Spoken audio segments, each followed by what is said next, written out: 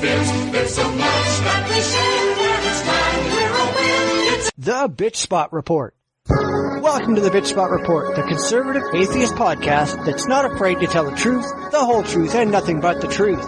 Every week, your hosts, Cephas and Mike, will take on the latest religious and political news and examine the world around us from a distinctly conservative and skeptical perspective.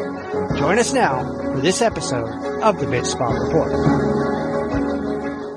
Welcome one and all to episode 53 of the Bitchspot Report podcast, that wild and crazy conservative atheist podcast that not only tells it like it is, but invites the credulous to take us on. Funny how nobody seems willing to do that, isn't it? Come along for the ride. We'll spend the next 90 minutes examining the insanity of religion and the absurdity of politics, all in one nice, neat package. How's it going today? It's going pretty good. Stirring up shit at work as usual. Of course. Hey, how'd you enjoy your Ragnarok? That was last Saturday. Yeah. I think I slept through it. Yeah, the world ended again and we missed it. I don't know. Yeah. I don't know. Yeah, just goes to prove that it's not just the Christians who are fucking stupid. Oh yeah, just about anybody who believes in an end time prophecy. I mean, it's just, it actually never really dawned on me other than, when I was on the Irreverent Skeptics, we were doing the show and we were having fun. We were poking fun at these guys that they've done these videos about burning snow. Yeah. So we were talking about it and I actually went out, I got some snow, I had a beaker and I was sitting there trying to burn ice, you know, right on the show, you know, it's like, hey, you know, anything for science, you know. And, sure. Having fun with that. And then, Erno, who's from Finland, you know, he goes, and don't forget it's Ragnarok. So, you know, I wouldn't have even noticed it. Yeah. Well, I only noticed it because somebody who does a podcast on Friday said, this is our last podcast because tomorrow is Ragnarok. Okay. Hey. And that, of course, didn't happen either. Now, there's probably not many people out there who really believe in Ragnarok anymore anyway. I don't know, there might be. I don't know. I don't run into them online. Yeah. I haven't seen too many Ragnarok apologists lately. There could be. If anybody out there believes in Ragnarok or follows that kind of a religious belief, please call or write in. We'd love to know about it. Definitely, because, I mean, I saw little bits and blurbs every so often, but it goes along with, you know, the 2012, apocalypse. And all the Harold camping stuff and all that, yeah. Right. So probably it's one of those things that goes in one ear and out the other type, at least for me. Yeah. Oh, I mean, I laugh at them all. I mean, I remember for 2012 on the blog, I had a countdown timer for like a month before time going, hey, it's only this much time till the end of the world. And then it ran out and we weren't dead. Yeah. I thought about doing a recording because I was in Detroit. I was going to be driving back to Illinois and I go, well, I'll just do a live report on, the end of the world, you know, and, keep an eye out for anything out of the ordinary as I drive from Detroit to Chicago and, you know, things like, oh, well, there's a car accident. Maybe that's maybe a sign. Oh no, wait, you know, whatever. Try to do something funny like that. Yeah, I don't get people who believe this crap because it never, ever, ever comes true. And they never say, oh crap, that didn't come true. Maybe we shouldn't believe this nonsense. No, they go, oh, well, we made a mistake and here's a new date. Yeah. And after 10 or 12 of those and they still don't come true, they're still not willing to give up their ridiculous beliefs. Right. They didn't carry the one. Okay. So now it's this, you know, just, even just the excuses. Oh, well, we used, the Jewish calendar, not the, Christian calendar. So, whatever the excuse is, you know, just to say, yeah, so we were wrong. It's going to be this date, you know, like a year away or whatever. So enough for them to sell more books and get more people to send them money to, buy their way into, heaven or whatever the deal is, really. Yeah. Nope. Everybody who believes in the end of the world, here is one thing for you to think about. You're fucking wrong. It's not going to happen. Get over yourselves. Yeah. That's the advice from the Bitchspot Report podcast. All right. You got anything else going on?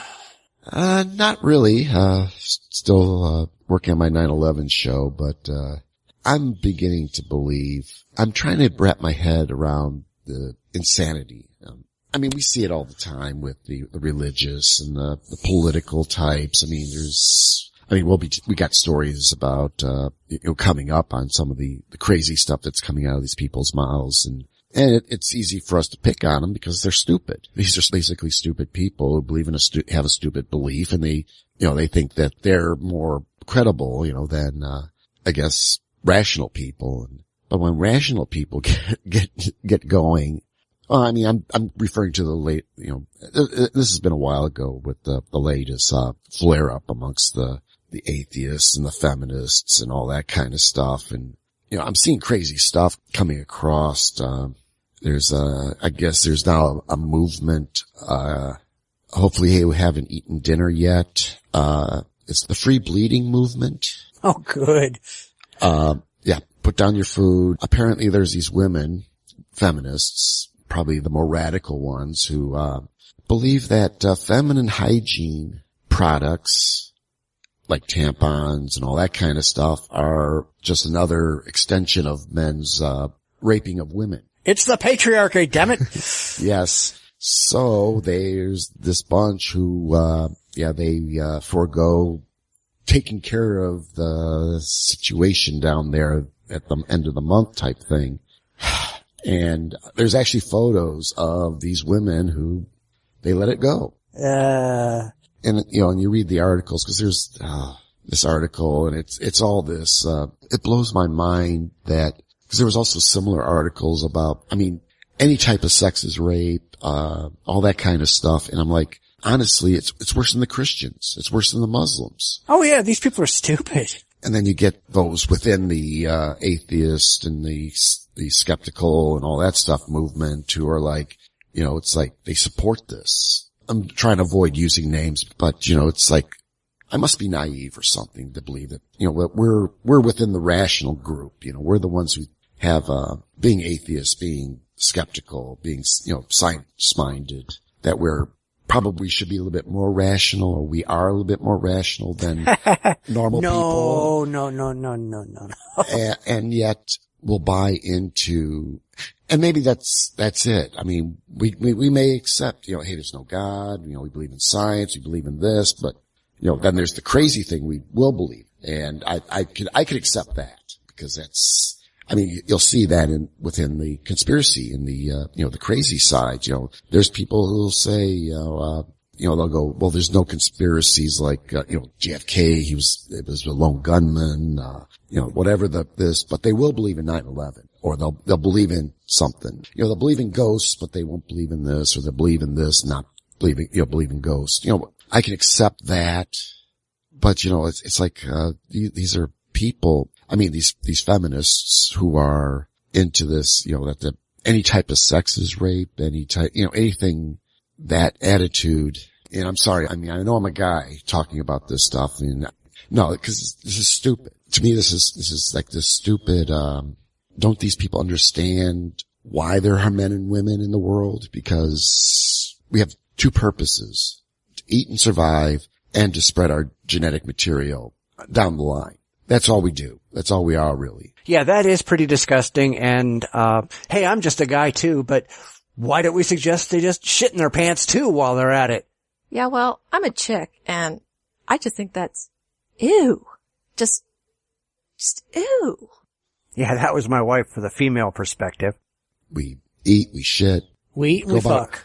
And then we fuck. And that's it. That's what we do. That's the basic, now all the rest of the accoutrement, that goes along with life, the house, the car, all that kind of stuff. That's immaterial. I mean, what we're here on this planet to do is eat, shit, and fuck. Yep. And, okay, I'll use the first name. When Rebecca Watson, and her first, that first thing when she went off on the guy in the elevator gauge, it's like, Rebecca, I can sympathize with her position that it is creepy to be in an elevator with a guy and getting hit on. Okay, I could see that. But you gotta realize that this guy is a guy, and he's...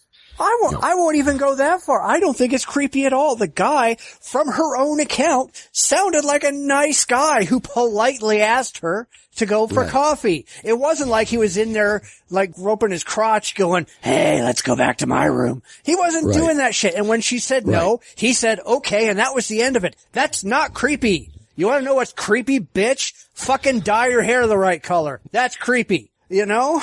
Yeah. No, I mean, it's just, I can probably somewhat sympathize that there might have been some creepiness, but you know what? You have to also recognize that, you know, guys are going to hit on girls. I mean, no matter where they're at. I mean, it doesn't matter if they're at the bar, if they're at a conference, if they're at the church, what have you. I mean, that's what guys do. And if women are looking, they'll hit back, you know, that's life, you know, so. And if you really don't like it, don't go back to your room after being drunk at 4:00 in the fucking morning. Think about that one. Maybe you should be a little bit more fucking responsible. Oh yeah, wait, responsibility and liberalism don't go together. Right. So there seemed to be this rash of this stuff coming up, you know, cause there's been other kerfluffles. And, you know, honestly, I mean, to me, it comes down to, hey, you gotta deal with the realities here that guys are guys, girls are girls.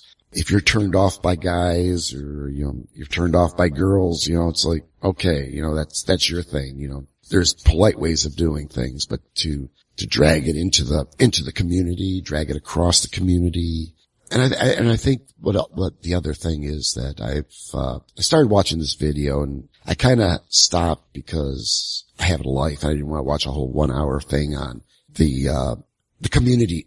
This thing's all about, the block bot, and a lot of, I don't know, sensible people are getting blocked because those at Free Thought Blogs and, you know, PZ Meyer and Rebecca Watson are putting people on that for speaking their mind. Well, I don't care. I don't give a shit if they listen to me.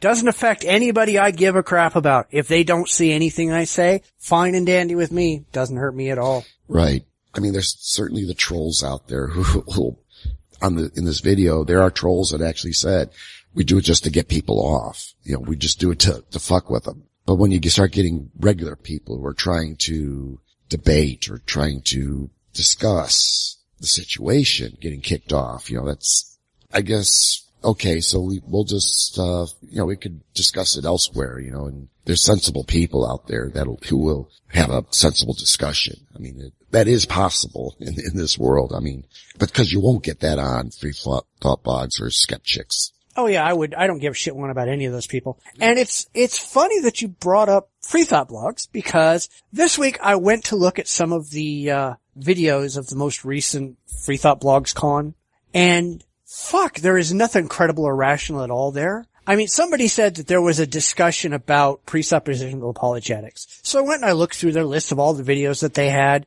and it's almost 100% social justice crap. I mean, I couldn't find anything worthwhile through all the gay rights, transgender rights, feminist garbage. That's all the entire convention was that. There was not one thing that I could find that was actually about debating religion, atheism, or anything like that. I mean, it's like, something tells me they're focusing on the completely wrong things. You know, maybe they really mean they're free from thought blogs, because they sure are not having any kind of rational thought there. Definitely. I mean, to be honest, I think I rarely get on there because, who's that on there? I think there's one that I will pull stories from because he always has a good story on there. I forget, Meta? I forget the guy's, and it's a weird name anyhow. I'll butcher it anyhow, but, I think there's just that. But see, anyone follows, Justin Vacula is getting kicked off because of, or getting put on the block bot. Whatever. You know, it's like, you know, I mean, I don't think Justin does everything right, but I like Justin. Yeah, Justin's a cool guy. I don't know why. And, because he dared to speak out against them, and therefore he becomes a pariah. Well, right. Whatever. Fuck that. I mean, it's like they're just walling themselves off in this little town of stupidity, and let them. Wait till they just block everybody in the world who's not in their little camp, and then we just won't have to deal with these little fucktards anymore. Yeah. I mean, free thought, rational discussion, debate, that seems to be, one of the important things. I like to see the people talking about racism. All these things are problems. We need people talking about it to maybe figure out a way to solve it without killing everybody. Like I said, that's why I do these shows, to throw ideas out, to stimulate ideas. You may or may disagree with me. I mean, that's your prerogative, but it's getting people thinking. And I will never, I mean, granted we have said, you're an idiot, but, I'm not really calling you an idiot. I mean, I am. I mean, I won't, because I think, well, no, there's nothing wrong with calling somebody an idiot. All right. You can call them stupid. You can call them ignorant. You can call them an idiot, because these are things that can be changed. All right. You're an idiot and there's nothing you can do about it. And that's just the way it is. So keep going off and being stupid. Calling somebody an idiot is a signal for them to say, holy shit, what am I doing wrong? And how can I fix it? Most of these people don't want to fix anything, though. True. Yeah. I guess then maybe a better way of saying it is if I'm calling you an idiot, it's not because you're a fucking idiot. You're just, you're just not right. Yeah, we reserve the fucking idiots for the religious. Yeah, they're the fucking idiots. And it's funny that you brought up race, because on Sunday it was the National Day of Solidarity for Black non-believers. And this is something that was pushed by the free thought fuckers. I don't know if they came up with it, but it was something that they definitely pushed for. And I pointed out that it's actually pretty damn racist to be focusing only on black non-believers for a day of solidarity. If we had a national day of solidarity for white non-believers, they'd shit their pants. Oh yeah. They'd be spamming everything that we would say, Yeah. I mean, it's another one of those, it's another liberal anti-white celebration. It's like, guys, the whole point of being non-racist, if our point in reality is to come up with a completely colorblind, gender blind, sexual orientation blind society, then you gotta stop running around flaunting race, sex, and sexual orientation. Every time you sit around and go, well, we're for women's rights. No, don't be for women's rights. Be for equal rights for everybody. Be an egalitarian. Do not be a fucking feminist. Do not be out there for LGBT, whatever. Be for equality for everybody across the board with no exceptions, and do it effective today. But they don't do that because they're actually a bunch of racist, sexist fucks. Yeah, I have to agree with that, because it's definitely, it really does bug me that it always seems like, when they talk about this stuff, it's always like the whites have done this to, maybe, but then some of it they've done unto themselves, Oh, a lot of it they have. Yeah. I mean, I am completely sympathetic to blacks over racism, over slavery and all that stuff. But let's be really honest. There is not one person alive today who has ever been or has ever known anybody who has ever been a slave. At least not in the U.S. I mean, maybe they could have been slaves overseas, but that's not really our problem. Right. So it's about fucking time to get over it and say, hey, what can I do to better my position in life? And stop looking at your damn skin color and look at what you're actually doing in life, because your skin color really has very little to do with it. And if it does, fuck, I'm right behind you to fix that, to punish anybody who is holding you guilty for the color of your skin or for what genitalia you have between your legs. I'm right there with you. But when it's, well, I don't want to work and it's too hard and I don't want to do anything and give me money because I'm black. Fuck you, fuck you. Just fuck off. I'm tired of you. Yeah. I mean, yeah, that's it in a nutshell right there. Yeah, well, we should probably get on to the news, or otherwise we're going to just have a really ridiculously long show. Yes. All right, so here's the news. And now the news. There isn't a more American ideal than to impact society, do good for others, and do it in the name of God. Yeah. Where did we get off of that track? I think we got off the track when we allowed our government to become a secular government.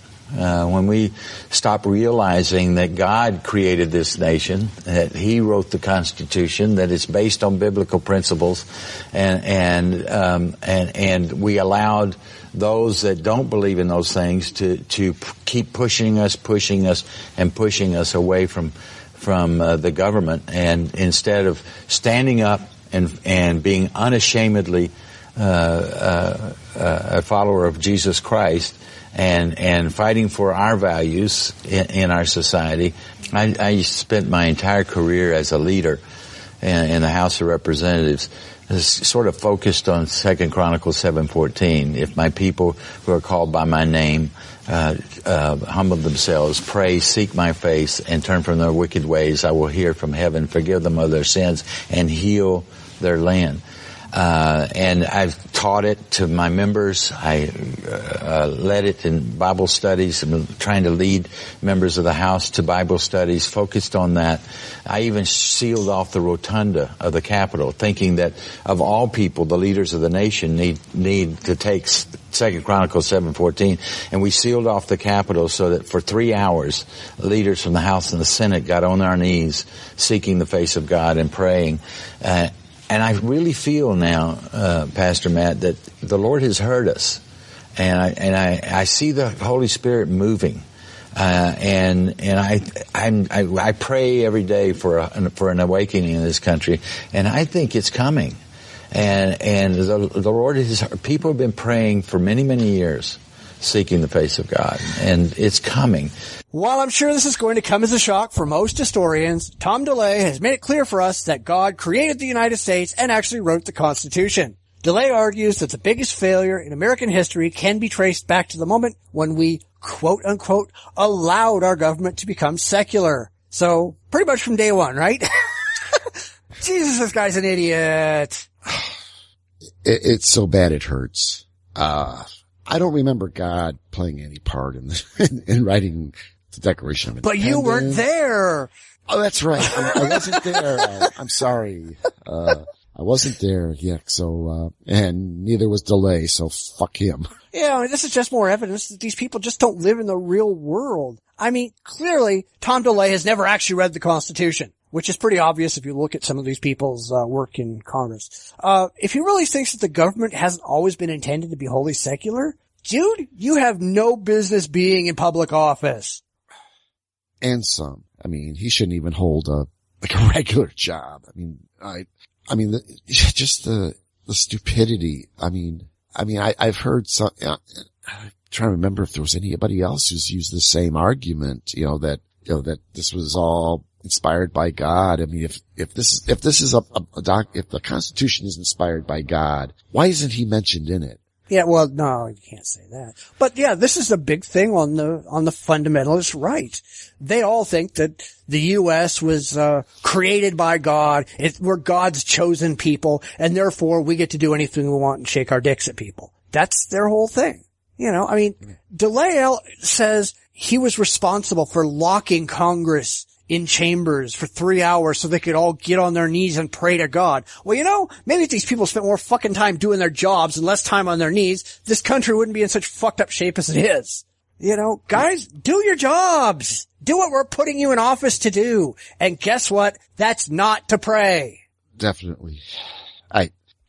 Just the insanity of, the death throes of religion. These guys are trying to throw anything and everything out there to say, this whole argument, the basic argument, makes no sense. Yeah, there were Christians who were involved with creating the Constitution. There were also Jews. There were also deists and atheists, Quakers. And the funny thing is, and I've had people recently do this whole, most of them are Christians. Okay, well, let's look at the movers and shakers, the most important people. The people who really got up, wrote the documents, were really instrumental. Not just people who signed the document, but people who really got out there and they were actually actively involved. Jefferson, Madison, Washington, Hamilton. All these people, Hamilton, all these people, they were not the fucking Christians. They weren't. They just weren't. These are the people who were the most critical of all religions, specifically Christianity.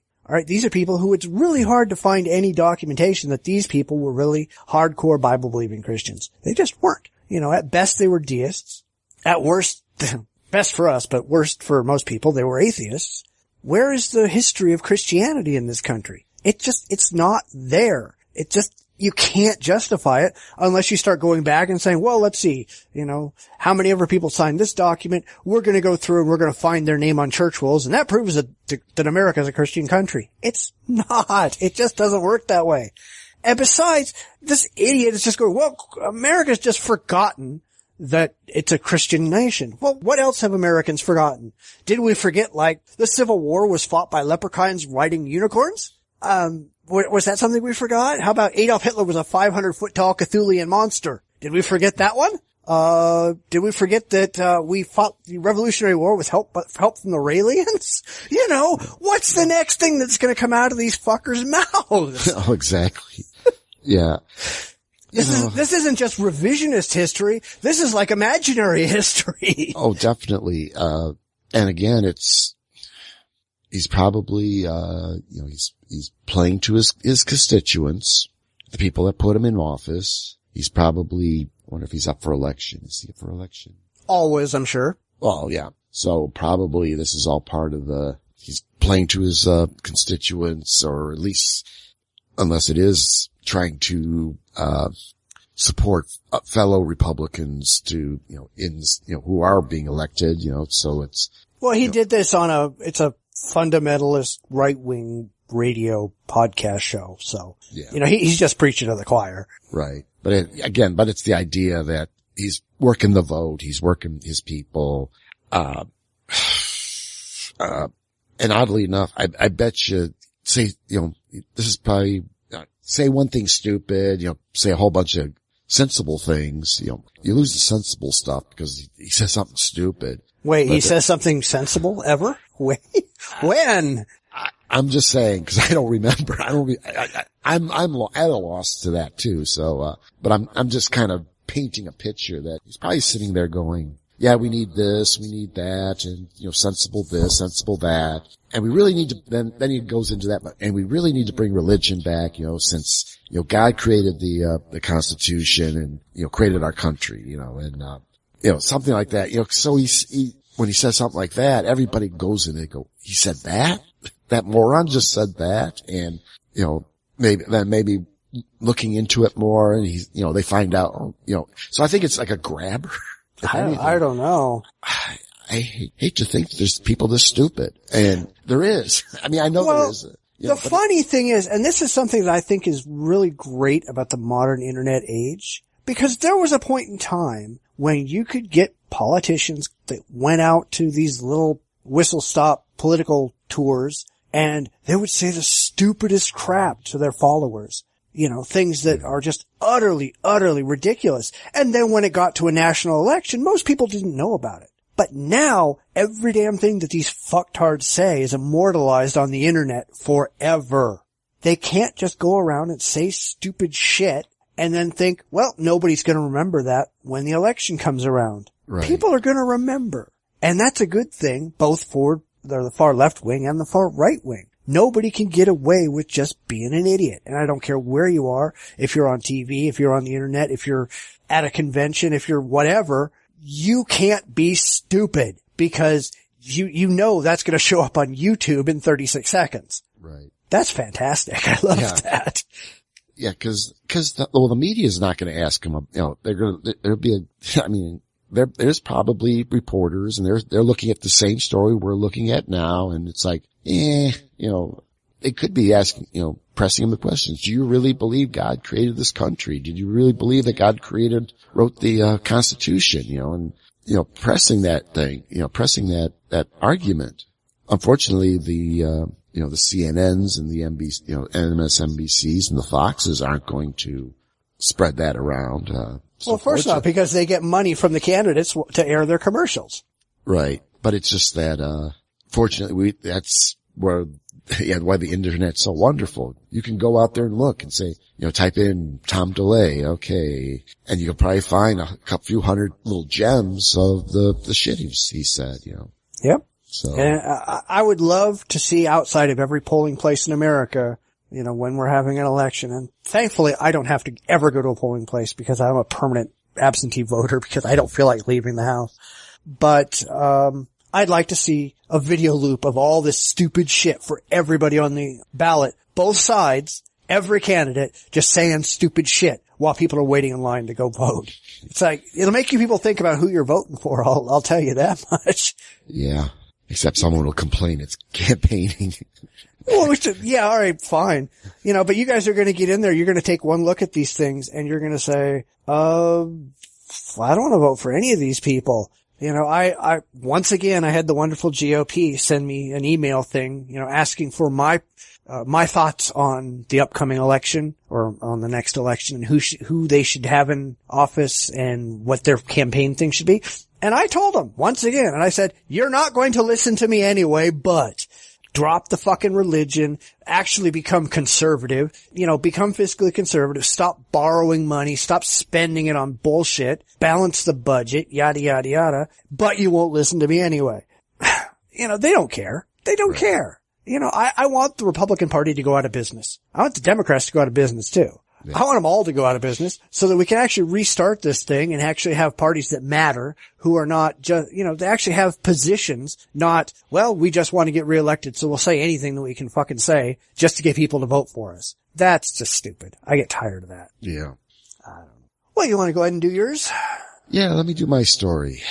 Missouri wants to warn parents when schools teach scientific facts. An actual bill has been introduced by Missouri legislators that would make it mandatory that schools send out a warning to parents when the schools teach evolution, allowing parents to opt out. The bill, known as House Bill number 1472, is sponsored by the Republican Representative Rick Bratton, the 55th District. The legislation is motivated by Bratton's belief that schools are offering a biased version of the facts by only teaching the theory of evolution by natural selection. Wait. When did creationism ever have any facts?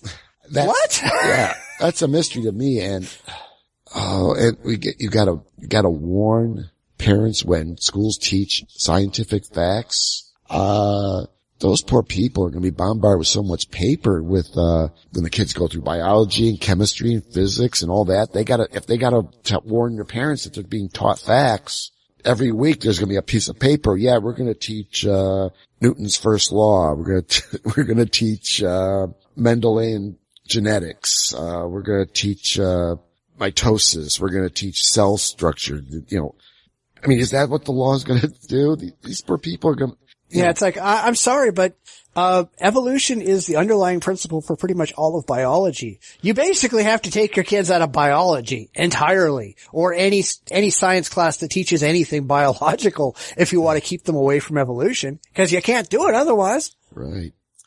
So in other words, Missouri's, trying for stupid. Yeah. Yeah. They're in a race with, Kansas, I believe, right now. I think Kansas. I keep missing the story. I keep hearing something about Kansas. Something's going on in Kansas. I don't know what's going on there, but I think they're going down the same rabbit hole.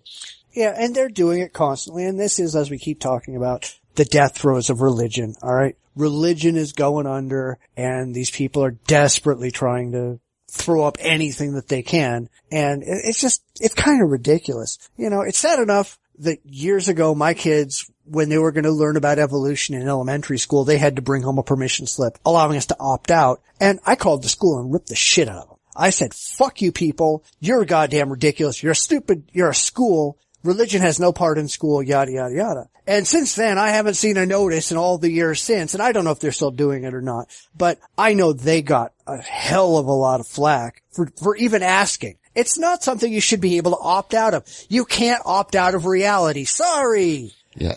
Does California have any laws like that? Or no, it's not a law. I think what they were doing was they just wanted to avoid any potential problems. So if a couple of religious parents might have wanted to let their kids opt out, we might as well be safe than sorry. And They got so much flack from most parents coming back saying, fuck you and fuck the religious. This is a school. You teach reality, period. Right. Yeah, 'cause that's cool. I mean, and it is a shame that even in that case, you know, that the schools are so afraid to offend one or two people. I mean, that seems so wrong. You know, I mean, I don't know how big of a school district you're dealing with here, but, you know, if it's like mine or the ones in mine, you got about 1,000 students, 1,000 families, maybe. Well, I got a lot more than that. Yeah, 2,000, whatever.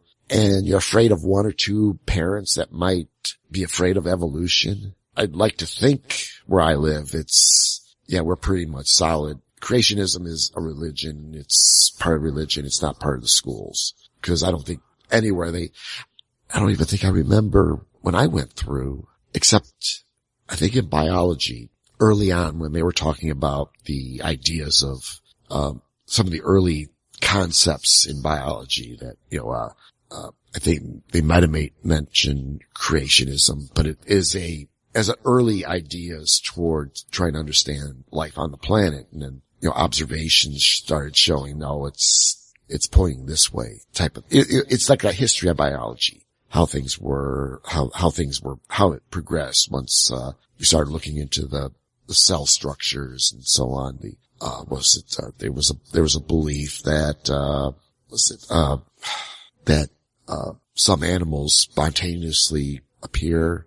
I forget what they call that, but there was these beliefs, and these were, early Renaissance, study of life. And I think it was the goose barnacle. And they thought that, cause it kind of looked like a little goose when it opens up, and then all of a sudden you see real geese all around the place. So they thought, hey, maybe that it's spontaneously, generated from this barnacle.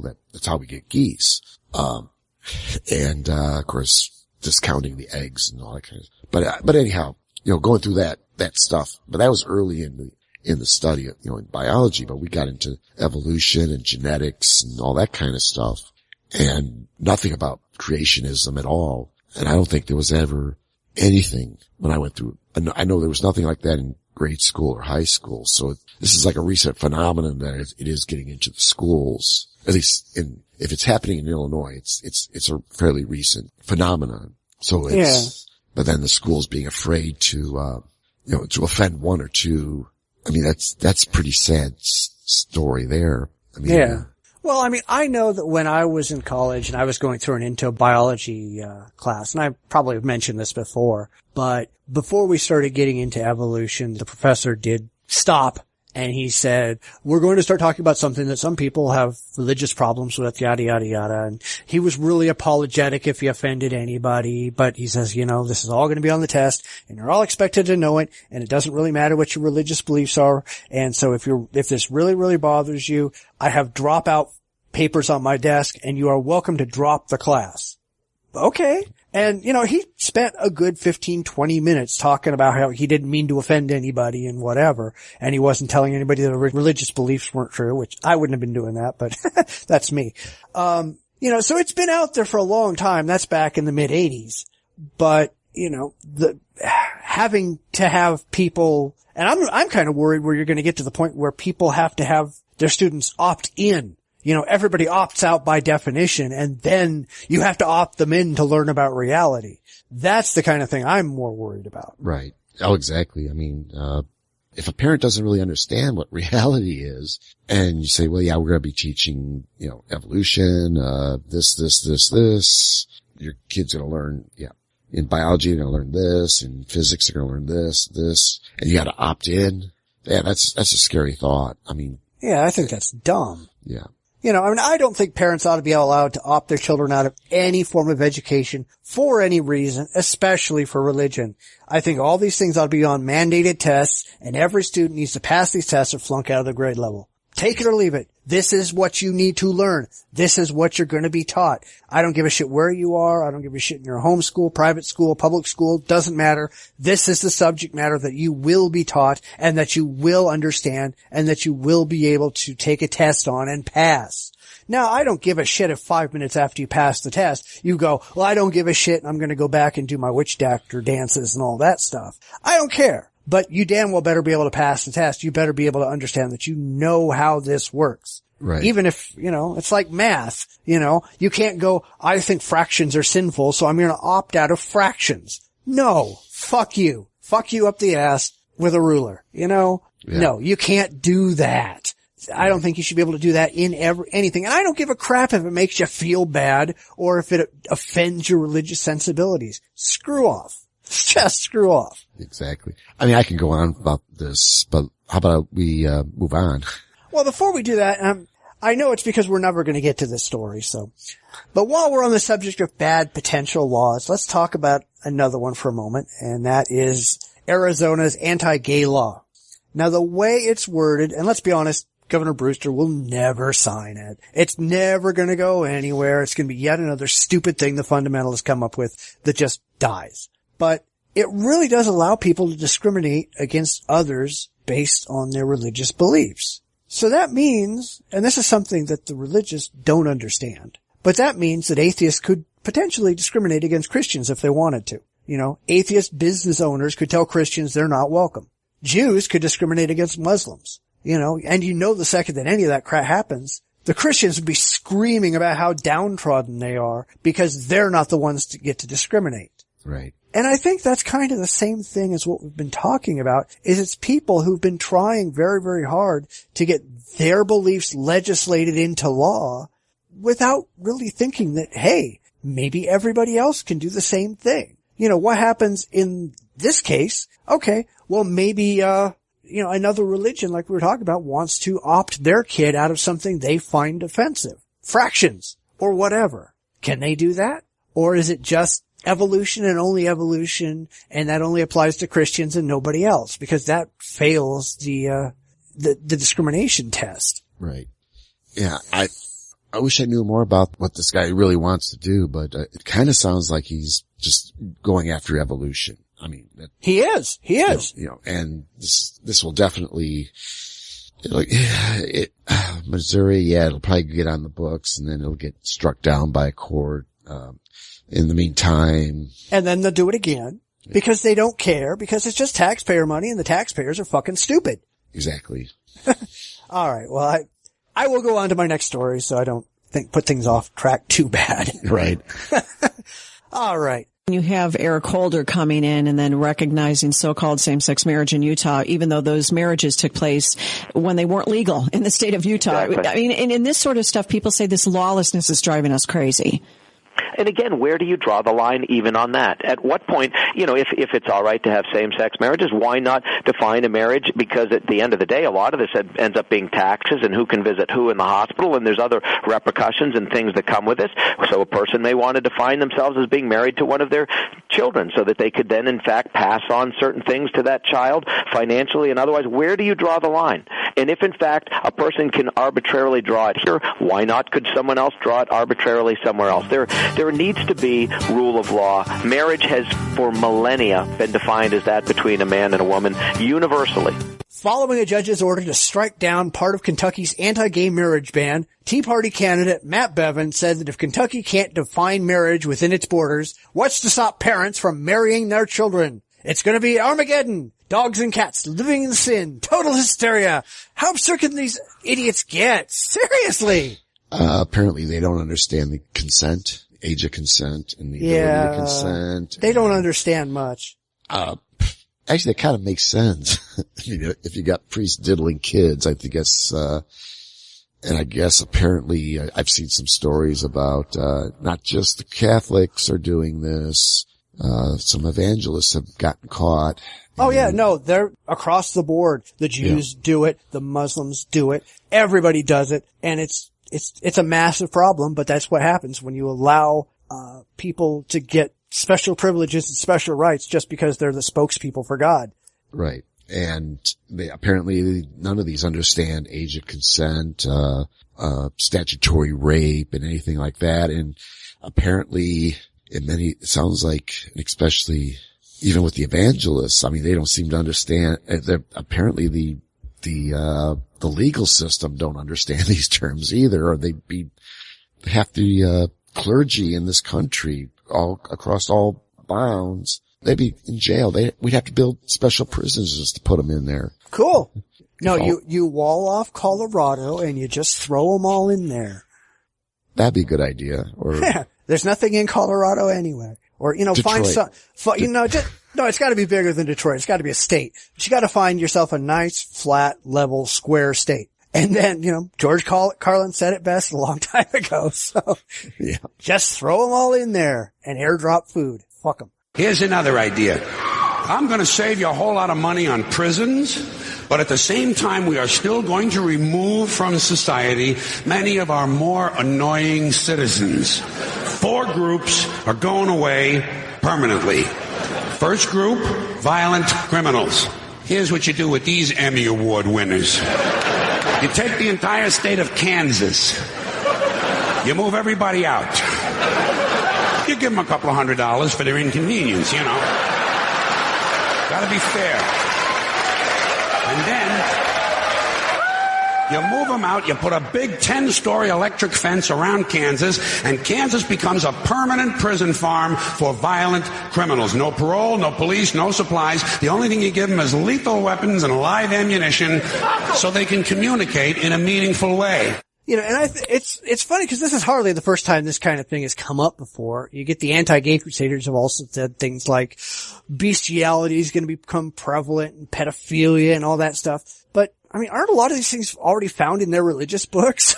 Yes. I mean, seriously, these things are already found in their religious books. There's all kinds of places where parents are fucking their kids. And it's commanded by God. And they're screwing little children, and, well, they're fucking angels, and all this other nonsense. Yeah. But they don't read their own holy books. Yeah, they don't read the Constitution, they don't read the Bible, they just, hey, here we go, it's a free-for-all, you know, as long as my preacher says it's okay, I'm all for it. You know, yeah. Well, I mean, these states need to realize that they're part of the United States. They're not part of their own little fiefdoms. They don't get to redefine reality at will. The Constitution contains the full faith and credit clause, which requires all states to recognize and respect the public acts, records, and judicial proceedings of every other state. When they agreed to be part of the United States, they required themselves to respect the Constitution, but that doesn't make them happy anymore. You know, if you don't like the Constitution, by all means, walk into the ocean and secede from the Union. Get off of my fucking land, because that land you live on belongs to this country, not you. You know what? You could start a petition. You could try to get an amendment into the Constitution. Oh, good luck on that. Exactly. But we can't even get the ERA passed. There's no way in fuck we're ever going to pass another amendment in this country. It's not going to happen. Exactly. It won't. We're too polarized. Right. But it's, you know, those mechanisms are there. The tools are there. I mean, if you truly believe this, that gay marriage is wrong and all that kind of stuff, get out there, get your, you know, whatever to get a federal amendment. You know, it's so many votes. You get so many states to vote, you know, I forget all the mechanisms that have to, happen, but it's there. I know it won't happen because the rest of the country is more sensible than that. You know, I mean, oh, sure. You know, so we recognize that these people are stupid. Yeah, but the problem is, and this is true not just of the fundamentalists, but of a lot of groups, and I point especially at like the libertarians and things like that. But these are people who understand that there is no way in fuck they will ever get to amend the Constitution their way. So instead, they figure, well, fuck, if we can't change it, we'll just ignore it. Well, sorry, but you don't have that option. Pretending it doesn't exist is not an option. You don't get to do that. If you can't change it, then I guess you better live with it. And if you can't live with it, there's the fucking door. Don't let it hit you in the ass on the way out. Exactly. And then, this dumbass Bevan, he claimed, I think it's just funny, but he claims that marriage has been universally defined as one man and one woman for millennia. But that's ridiculously wrong. I mean, the Mormons defined it as one man and many women. So did the Muslims. Polygamy is extremely common worldwide. And so is just living together and never getting married at all. There's a belief in some East African tribes that a brother must marry a woman in his dead brother's stead and then have offspring, and the offspring are considered to be sired by the dead brother's ghost. In the same cultures, an infertile woman is considered an honorary man. She takes a wife, and then she selects a man to produce offspring on her behalf. There's nothing universal about marriage at all. There never has been. There never will be. You people need to fucking deal with reality. You're idiots. Yeah. And oddly enough, traditional marriage, I thought it was interesting when I found out about this, in the United States, 1770s, 1780s, 1800s, marriage was not people falling in love. These were, financial agreements. That's where marriage came from. Yeah. The whole idea was that, because the woman had limited rights with money and all that kind of property, they would make arrangements to marry. That's why, you'll probably see multiple marriages and so on. Martha Custis, George Washington's wife, was married once before, and a number within her family. I know that because I'm related. I've actually got the genealogies and the marriage records of, the Custis family. And, I mean, these people, these were people with money. I mean, between Washington, the Custis family, the Lee family. And actually, that's the funny thing. These people intermarried too. So, I think, again, this is another misnomer that our founding father, one of our founding fathers, was involved with this, two families that intermarried within each other. Yeah. So, I mean, but this was normal. This was how things were done. But apparently, and if this is supposed to be traditional marriage, why isn't it practiced now? Because nobody knows what it is anymore. So. Right. Well, I mean, arranged marriage, even if you go back to the time of the Bible, arranged marriage was the norm. Nobody got married because they fell in love. They got married because their families got together and said, hey, you're rich, we're rich, let's get our rich kids together, and that'll be that. Right. It had nothing to do with love. Traditional marriage has nothing to do with love. But they only care about tradition that they like. Right. And the traditions they don't like, well, we just throw those out. We pretend they don't exist. Religion a la carte. Yeah, that's it. It's the way it always goes. Yeah. All right. Well, how about you do your last story and we'll keep moving on. Let's face it.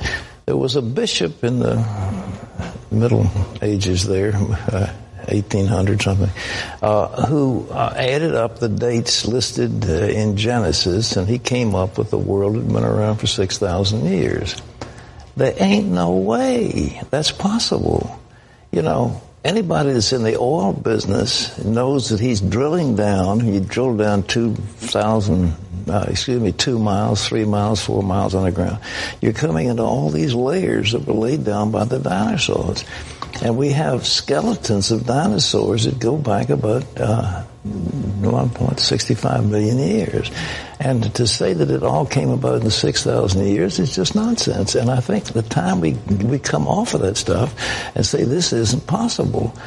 So there was a big bang. So that doesn't mean it came spontaneously. Nobody knows what caused the big bang, but I say God did it. God's in charge of all this. God's in control, and He is the author of all life. But we've got to be realistic that the dating of Bishop Usher just doesn't comport with anything that is found in science. And you can't just totally deny the geological formations that are out there, the rock formations and all the things that go all over the world, especially the bones. And we have found a Pterosaurus rex out there in Oregon or someplace, a full skeleton. And that baby was laid down about 65 million years ago. So, let's be real. Let's not make a joke of ourselves. But I don't believe in so-called evolution as is currently presented as non-theistic. I believe that God started it all and He's in charge of all of it. But the fact that you have progressive evolution under His control, that doesn't hurt my faith at all. There we go. This is a wonderful story. I loved this thing. I laughed and all sorts of neat images popped into my head and all that stuff. Pat Robertson begs Ken Ham to shut up. Pot and kettle. Stupid is as stupid does. This is a wonderful story that, and I like it. Let's be real, Robertson begged. Let's not make jokes of ourselves. Dude, the train left the station a long time ago on that one. Oh, yeah. Yeah, I think it's funny that Pat Robertson's telling Ham not to make a joke of Christianity when that's been Robertson's stock and trade for decades. Yes, definitely. This is just such a wonderful little story. One crazy arguing with another crazy. And I don't know. I never really looked up to see if there was any, blowback from this. Oh, yeah. Ken Ham yelled back at Pat Robertson. They're just screaming at each other. It's like two blowhards going, ah! Yeah. And one of the images is, it'd be way cool if these two would debate. No. No. It would be, it's we can call it the creationist, happy hour, 2-drink minimum, go in there, watch these two comedians go at it, arguing creationism. Yeah, it's pretty sad when you're going, Pat Robertson is more rational than Ken Ham. What? Granted, we don't even know for sure if Pat Robertson's lucid most of the time, but if one of the biggest names in Christianity is telling you to shut up, clearly you got an issue. You've just dropped, there's another step down on that ladder, on the craziness ladder. Cause this is just great. And that's why I would like to see, these two debate. I mean, I would love to see it on live TV and have these two have it out, arguing, is it, younger creationism or long-term creationism, and put it on TV just to show how stupid these guys are. Use the same arguments that Ham used or tried to use against Bill Nye. I mean, it'd be so funny to see those guys argue over that. And it'd be just so, I could just imagine it, it's this, especially that Pat Roberts smile that he has. It's like, yeah, you're a fucking idiot, look, that smile that he has and the empty-headed smile, I guess, and seeing that in Ken Ham, and that would be just so awesome, I think. Moron versus moron in a cage match to the death. Come on. Put that on pay-per-view. You'd make a mint. Yeah. You could refund he could probably fund his hopefully they both be killed. Well, it's like, who would you want to see in a cage match with Alex Jones? That would be funny too. Oh yeah. Jesse Ventura. It's gotta be somebody who's just as fucking crazy as he is. David Icke. Yeah, alright. Put them together in a cage match and let them beat the crap out of each other with ball-peen hammers. I don't know. Right. Except that doesn't seem funny to me. That cage match would be kind of, sad. The only thing I can imagine is, like Alex Jones throwing his own feces at David Icke, that would be fun to watch. I mean, yeah, true. Come on, two morons enter, one moron leaves. Yeah. No matter what happens, the world wins. Cause one of them is dead. Yeah. And if we're lucky, they both bludgeon each other to death and we don't have to worry about any more of their stupidity. Yeah. God, now I really want to see Ken Ham and Pat Robertson in a cage match. You just have to have the right perspective, man. We need that. That would be hysterical.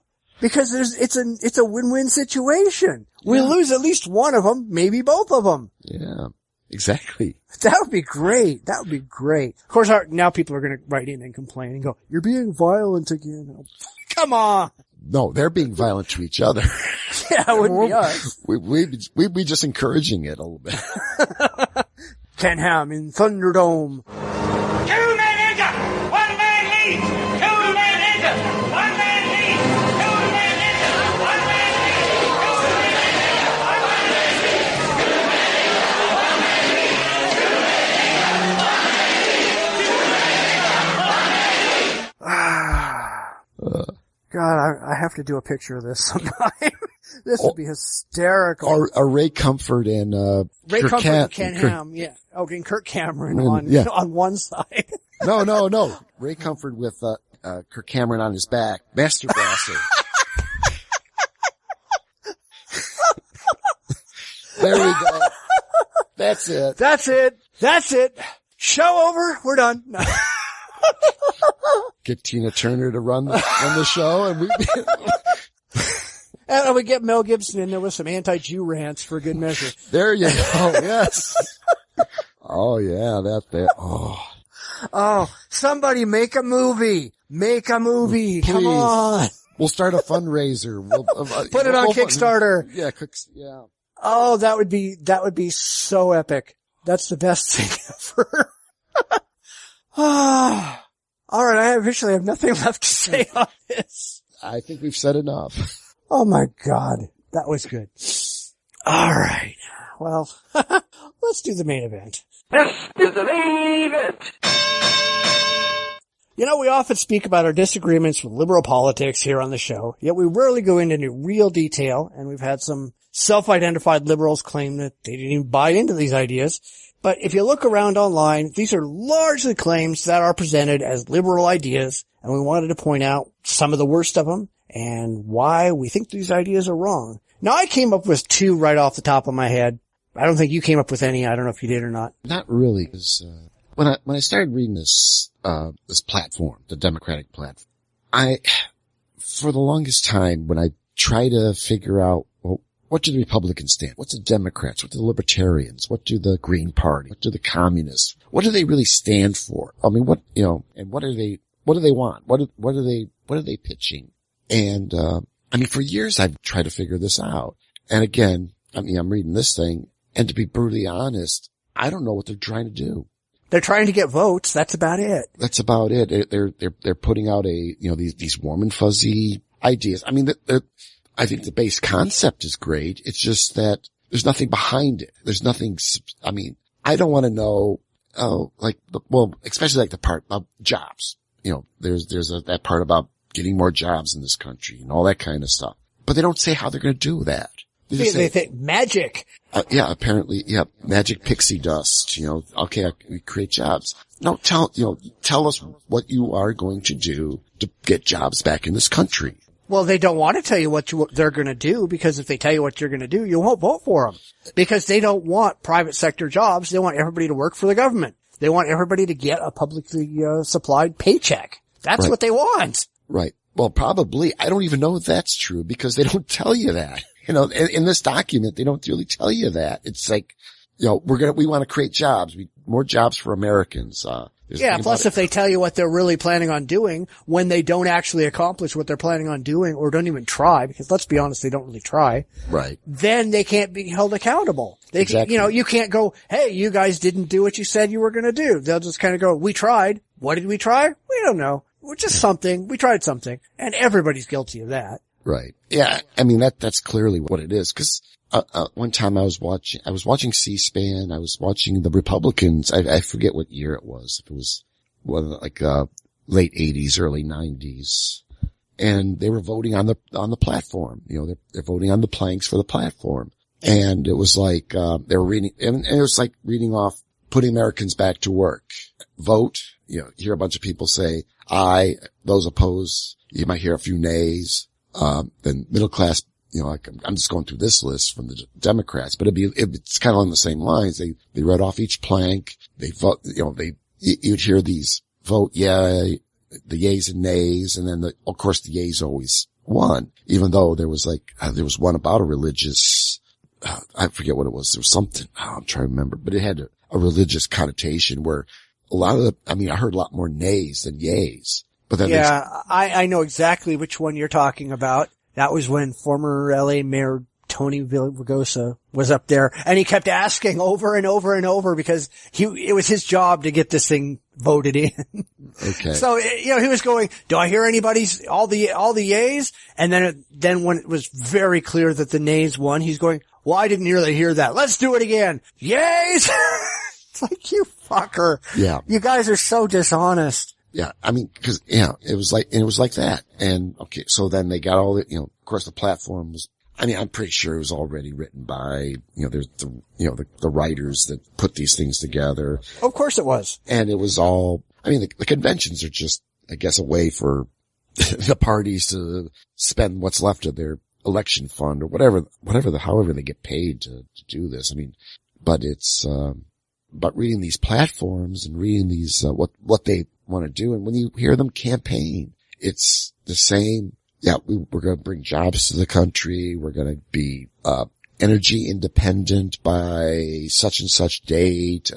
We're going to do, immigration reform, healthcare reform, whatever reform is the touchy-feely at the time. Yeah, a chicken in every pot and right. A blow-up doll in every bed. I don't know. Yeah, whatever the deal is. But they'll never say, we're going to bring jobs to this country we're going to raise a tariff and we're going to tax this and we're going to give incentives here. It's like, then everyone freaks out. Oh, there's going to be a tax. There's not, there's going to be a tariff. There's going to be a whatever. It's like, let's be really honest. You're going to borrow more money from fucking China, and then you're going to buy votes with checks for the people. Let's be honest. That's the Republican or that's actually both parties right now. But But they're all liberals. There's no such thing as a conservative party in this country anymore. Right.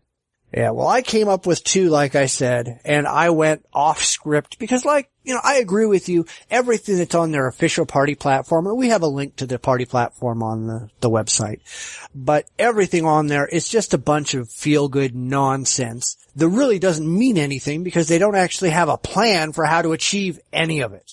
So let's all be real honest right now. All the platforms are just bullshit. What really matters is what the people in the trenches, the people who are actually claiming to be liberals or claiming to be neocons or claiming to be libertarians or whatever, that they actually believe and that they actually want to push forward. So the first one that I came up with, and this is a bloody obvious one, I think, is the over-reliance on the government to solve all problems. Liberals really do want the government to be the savior of all, ranging from taking care of the poor through government handouts to Obamacare. Liberals want the government to take care of everyone, whether they want it or not. They're willing to punish people who won't take government freebies. However, I think they misunderstand what the government of the United States is supposed to be. The government is the legislative arm of the United States society. It's not some alien entity that lives and breathes on its own. It's something that we the people are supposed to control through the ballot box. However, in the past couple of decades, that's not something we've done very effectively. Legislators have been largely left in control of the government, and people, especially liberals, have just been running around electing their own overlords. They don't elect people to represent themselves, or to represent their wishes, feelings, desires, whatever, or to do the best things for the country. It's been ideologies clashing and people electing others to support their ideology, not to support what they actually want done in this country. And nobody has any freaking realistic expectations about anything anymore. It's just ridiculous. Yeah, every time I look and every time I see the, some of the laws, some of the stuff that comes out of Congress, out of, whatever, it doesn't seem to, I don't know. Especially with, the health care. I don't know what's really going on with that thing. To be honest, I keep seeing different stories about it. Some people are saying it's great. It's been cheaper. They got the coverage they needed. They got better coverage, but cost less. I've never seen that. I've never seen anyone who said that. There's been a few that has said that. And, people who had insurance before. We're not talking about people who did not have any insurance at all. People who had insurance before and now have better insurance cheaper? Bullshit. Yes. I'd call bullshit. A buddy of mine says he's got a better plan. He didn't come out and say it, but when he told me what he pays now, I know, he told me what he's paid before and then he says what he pays now. So he's got a better plan. There's been a few stories about better plans, but then there's the opposite side that there's quite a few people who have been screwed. And I don't know if it's state by state. It's everywhere. Because everyone's plan has gone up in cost and a lot of people just can't get any plans. They have to go with welfare plans basically. Yeah, there's something weird out there because nobody even wants to sign up. I don't know because No, Liberal Bastion Land, Oregon, which is the land of the crazy liberals. Not one damn person in that entire state has signed up for Obamacare. Not one. Zero. That shows just how wonderful this fucking plan is. Yeah.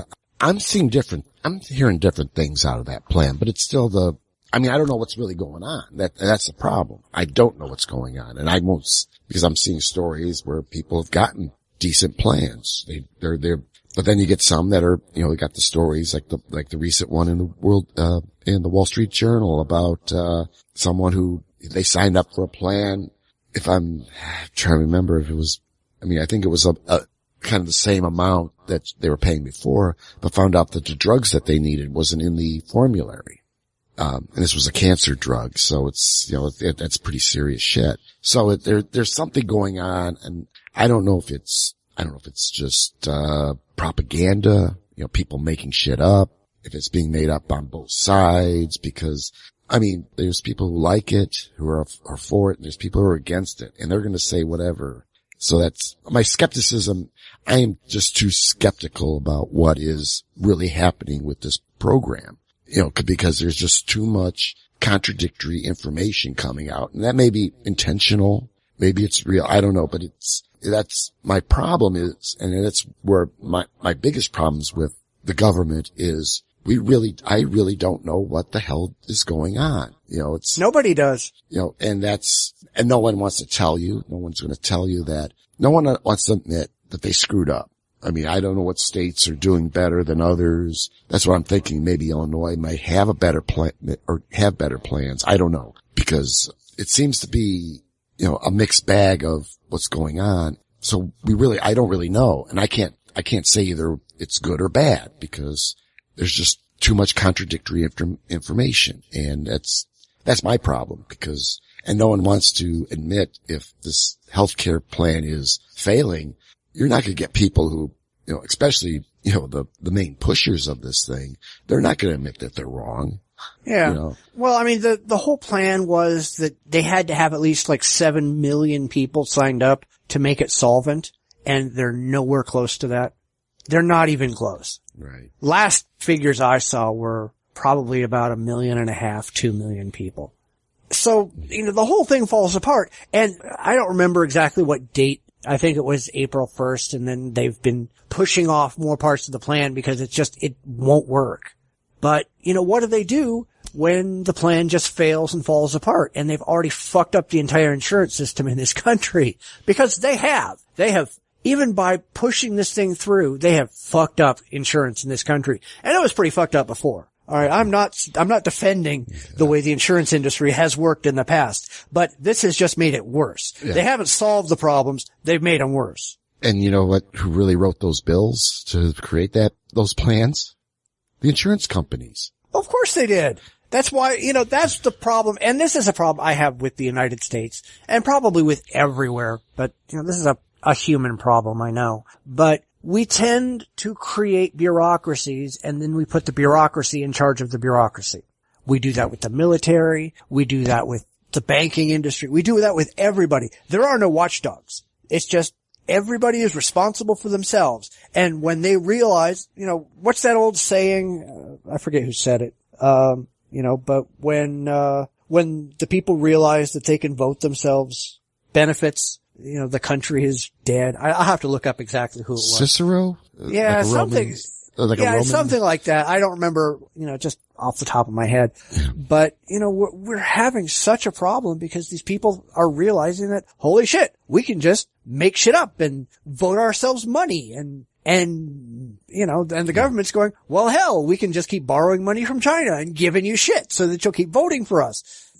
That's really such a goddamn disaster. Yeah. It's like, in California, they have spent a lot of time taxing the shit out of the rich to cover all kinds of liberal social programs, pre-kindergartens and that kind of stuff, and anti-smoking bills and all this stuff.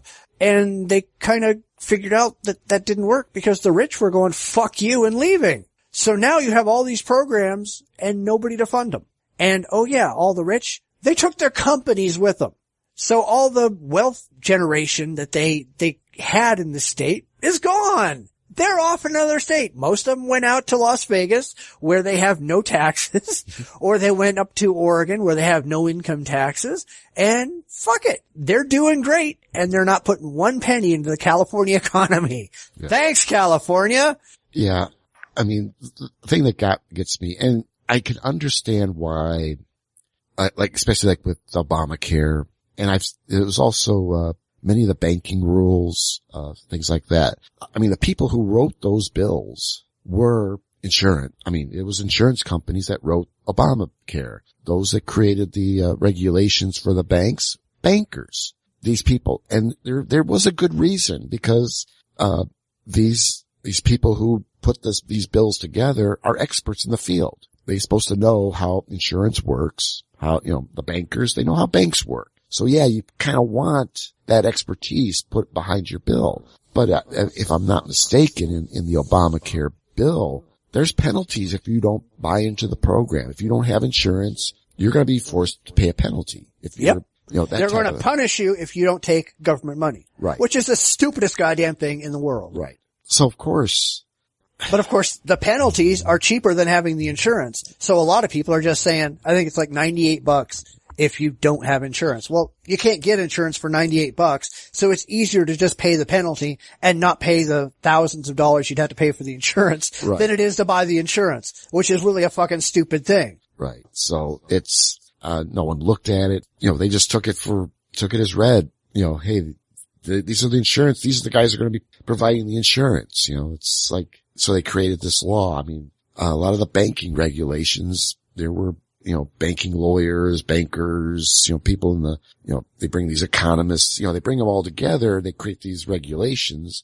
And of course it benefits the banks. These are not regulations to prevent the banks from, whatever, or to regulate them to just to function. Because again, I think we kind of miss some of the points where, like, insurance is supposed to help us cover major expenses. We buy health insurance because we have a serious accident or have some type of serious medical condition, appendicitis, broken bones, cancer, whatever, heart attacks.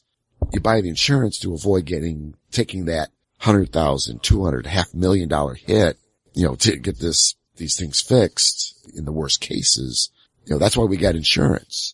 As far as we're concerned, we don't want the insurance companies to become filthy rich. It's like, we just want you to cover the costs, because other people have piled into those programs. You should have a big enough fund because, they've done the statistics. They've got the actuary charts. They know that the potential for you to have a heart attack, or what the potential for you to get cancer. They know the potential of you getting into a car accident. They know all this stuff. That's how they put these things together. They know what they're going to pay out, or at least really close, if there's a natural disaster. But then again, there's usually a clause. Natural disasters aren't covered. Okay. So they know what they're going to be bringing in and what's probably going to get paid out. That's really, why is it so complex to turn it at these insurance companies are now, they've twisted things around. I can kind of understand. This is the thing that always got me, was the pre-existing conditions. They won't cover it, or they want you to wait 6 months or a year. Okay, well, if you got diabetes and you're on insulin, you can't wait 6 months to a year to get your insulin. So you're probably paying that out of pocket. And I think that's stupid. I don't know how you could fix that. Apparently that's supposed to go away with this program. I don't know if that's true or not, but it's supposed to be. This insurance stuff shouldn't be so expensive. It should work. But why? I don't know why it doesn't. Well, it doesn't for a couple of reasons.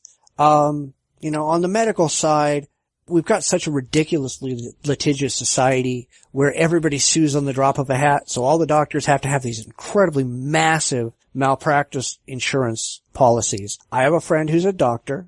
He's never had anything go wrong, ever. He's never had his insurance policy ever have to pay out for anything. His policy per year costs him over $100,000. And he's never had anything go wrong. But he has to have that on that one-off time that somebody sues him, and could cost him millions and millions of dollars. So, of course, he has to charge, his patients that $100,000 plus whatever money he makes to just live on. Right. And that's why this entire thing has gotten so ridiculously expensive. Plus the fact you've got the government who has decided, well, what the fuck? We just don't feel like paying out for Medicare. So we're going to require all these doctors to take our Medicare patients. And then, well, we might pay out 50 cents on the dollar. Maybe, if we feel like it. We don't care. And it's no wonder people stop taking Medicare because the fucking government doesn't pay out. Right. And then on the other side, where you said the banks write the laws to regulate them. To benefit the banks.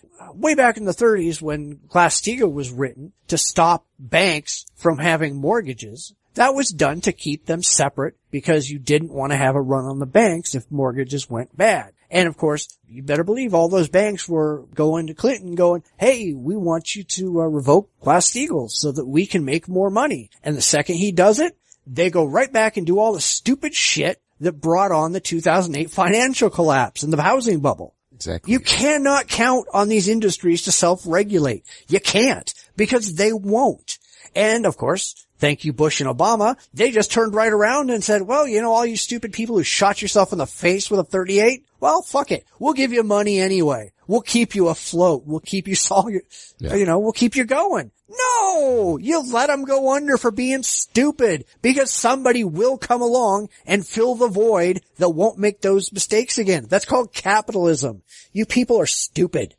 Yeah, I'm just... we did that with the financial industry. We did that with the automotive industry. The automotive industry fucked themselves over because they spent a lot of years making cars Americans really didn't want to buy. Shitty, cheap cars that nobody wanted. That's why everybody went and bought Japanese cars, and they bought, European cars. They bought all these cars. And then when people stopped buying cars because of the financial collapse, they all went crying to the governments going, help us, because nobody's buying our cars. Guys, evolution, survival of the fucking fittest. Bye. I think Ford and GM and Chevy and all these companies should be out of business today. And even though I think Chevy has come back and made some truly amazing cars, all of my cars today are brand new from Chevy, because they've now turned around and they're making cars that Americans actually want, not things that fall apart after 3 years and planned obsolescence and all that bullshit. Right. But they had to learn a lesson. They never learned a lesson. That was the problem. And that's the liberal government, where it's just the government is the way to take care of everybody. And I can't stand that. Yeah. Oh, definitely. I mean, especially, with the don't get me started on the automakers. I'm a Ford guy. Ford's been making pretty decent stuff. I owned Ford before I owned Chevy. So. Yeah. And I've always had really good luck, with them, and I'm really happy with it, and I believe that when the crash happened, Ford was probably in better shape than Dodge and GM. I think, because those were, Dodge and GM were the ones that really, for them to survive, they needed that loan. Ford, I don't think, needed the loan. I'm wondering if Ford wasn't just drug in just to make it look like they did with the banks when they drug them in, made them take loans. Wells Fargo was in. They didn't take the money. Well, they took the money, but they didn't use it. They just sent it right back just to make it look like. They didn't actually take the money. They played little banking games with it, but they didn't actually need the money because they didn't actually do anything stupid. Right. So, but it was part of the subterfuge to make it look like all the banks were in trouble. When I read Too Big to Fail, I love the guy. We did everything right. We did not fuck up. We got a cover for these assholes. Yeah, really. I totally disagree with the whole concept of too big to fail. I think they all should have failed. I think they all should have gone out of business. I think the vast majority of banks in the United States, the big banks, should have all gone away, and all of their assets should have been used to pay back all the people who had money there, because of course it is all guaranteed by the government, and those people should have just gone away, and somebody else should have started a fucking bank. Yeah. Bank of America is the worst sack of shit on the planet. They're horrible, horrible, horrible people, and they deserve to go out of business. Definitely. I've not heard anything good about them, and I'm surprised that they're even surviving even today. Oh yeah, they're dumb. My best friend, he used to have an account with them, and this is back in the 80s. Alright, so it goes back years. But, somebody cloned his ATM card, and, was taking money out of his account, and he complained, and, he even went in and he showed him on his statement where he made a withdrawal in Southern California, and 2 minutes later, he made a withdrawal, it showed that there was a withdrawal made with the same card in San Francisco. And he said, this is just stupid. And they fucking looked at him and said, well, maybe you just moved real fast. They thought he went to fucking San Francisco in 2 minutes. It's like, Jesus, you people are just dumb as fuck. Oh, definitely. Yeah. I don't know why my brother likes them, but, there was something funky with the Bank of America. I think I was predicting something, and I think, they were going to find out that, Bank of America was going to be underfunded. It hadn't come out yet, and I kind of made that prediction because, I forget who was it, because it was right after the 2008. Then, Chase was found that they had some bookkeeping problems, I think. Don't say. Yeah. And, I was kind of predicting, Bank of America, I think, is in that same boat, because it was kind of I was hearing some of the same stuff about Chase, about Bank of America. And I think I think somehow, I think something broke on, I'm trying to remember, cause that was a while ago. But anyhow, yeah, the bailout, like the 2008 crash. They bailed out one, but then they let, Lehman Brothers fail. But that was more because they couldn't get the British to buy the good part of the company, and the other banks were gonna buy the shit parts. But the British, reneged because they were afraid they were gonna get all the, get the bad stuff from Lehman. So Lehman went under. They all should have gone under. Yeah. Then we should have just strung up all the bankers down up and down every freeway in the country. Well, I'd rather string Bernanke and Geithner. I'd like to spring out of all of them. 90% of the government I'd like to hang out to dry. Right. But Bernanke and Geithner, conspiracy aside, I don't buy that there's a conspiracy at the central bank, at the Federal Reserve, but these guys who are supposed to be wizards, they understand math, they should have recognized right off the bat that this mortgage thing that was going on in California, the mortgages, even across the country, I think California, was the worst part of it, but the same stuff was going all across the United States with these, with these toxic, mortgages, because these guys were coming in with these products, the derivatives that they were coming up with. They had formulas behind them that made no sense, and these guys should have recognized right off the bat that there's going to be a problem. But they didn't care because it made them money. Well, it looked good on their quarterly reports. They didn't give a shit if there were problems. Well, but that's the bank side. The Federal Reserve should have been saying, hey, wait a minute, guys, you might want to rethink what you're doing here, because they didn't care because it made Clinton look good because he had a great booming economy. Well, they didn't care. Or it's not that they didn't care. They didn't even recognize it. That's the thing. They never even recognized the problem. A lot of us recognized it going back to like 2004, 2005. We were predicting the crash. It's not like they didn't know. We knew this shit was coming. I'm lucky I got into my house back in 93. Over the bubble, value of my property quadrupled. It's still worth twice what I paid for it. Close to 3 times what I paid for it. I'm not complaining. I just sat there and laughed at all these fuckers who were out there buying and selling properties going, you guys are fucking idiots. You're a moron. And all these people got taken. And then they all sit around and go, well, government, take care of us. We don't want to pay our mortgages because we're underwater. Well, fucker, you should have figured it out when you bought the damn thing. If it sounds too good to be true, it is. Yeah. But these people don't think about that. Yeah. Cause as I'm understanding it, they didn't even recognize there was a problem, the Federal Reserve. They saw the numbers. They just didn't recognize it. And they weren't even looking at it. It was the banks that had, they had that weird, flips or whatever, I'm still trying to sort out what the fuck they're talking about, because there's all these weird financial instruments they were using, and nobody outside the banks or the, insurance, like AIG out of, Fannie Mae, nobody outside of those places knew what they were doing. They didn't even know what they were doing. Yeah. They didn't care as long as it made them look good on the quarterly reports. Oh yeah. That's all they cared about. And if they figured that they could grow faster than it could come due. Yeah. And they were wrong. Yeah. Well, there's the one guy that did figure it out. I forget the guy's name, and he started short selling Lehman. That was Lehman's problem, was that someone really actually understood what Lehman was doing. They were going down, Lehman was going down the shitter. This guy was short selling Lehman stock, making a fortune off of it, so it wasn't impossible, but these people that are supposed to be running the show and they don't know what the fuck they're doing, that I totally agree with you that these places should have failed. This is where I get kind of wishy-washy, because it's like, I don't see a big problem saving half the banks, maybe. Just the more egregious ones.